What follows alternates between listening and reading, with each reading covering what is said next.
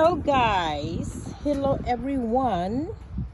Ito, andito ako sa aming harapan. Kasi lagi akong wala sa trabaho naman. Pag pumapasok ako 7, ano pa lang, wala na ako sa bahay. Uwi ako ng gabi. Napansin ko, ang dami ko palang purple na mga bulaklak dito sa harapan ng bahay namin. Ganda,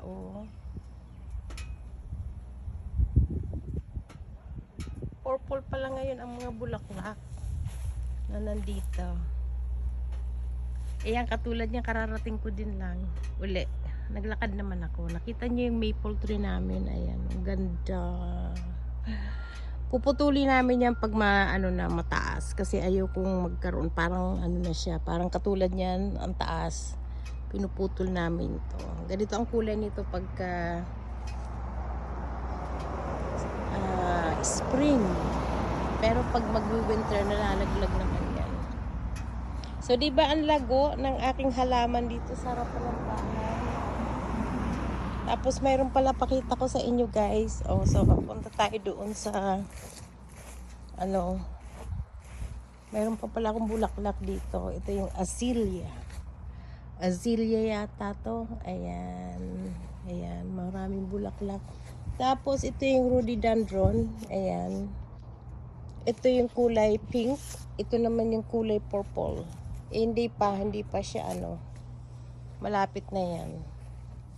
Usually summer to ayan. Ano naman tong namulaklak? Meron pa rin ditong namumulaklak na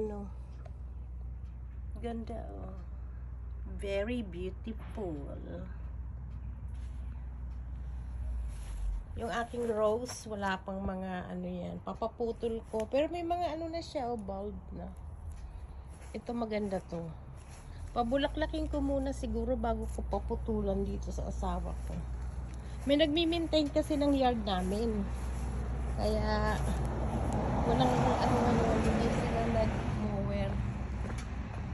Ayan, yun lang guys ang aking update. Dito naman tayo sa harapan ng bahay. Ito pala yung may purple din dito. Tuyo na siya.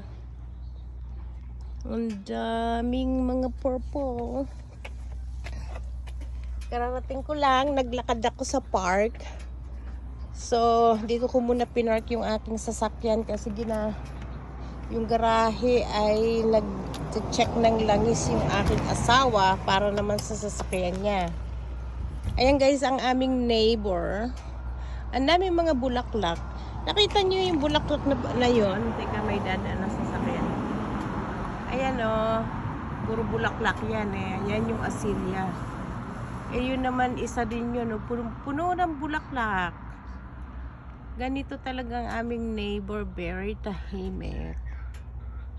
Tahimik sila guys. Ako lang maingay. Ayan, ang aming mga neighbor, mababait yung mga yan. Hindi man kami nag-uusap ng mga yan kasi hindi uso rito ang marites. Pero pag may mga unusual na mga nangyayari, they are concerned to each other. Yun lang. Bye. Again, ito ang aking maple tree. Picturean natin ang ating mga bulaklak. Picturean uli natin. Ito. Ganda, diba?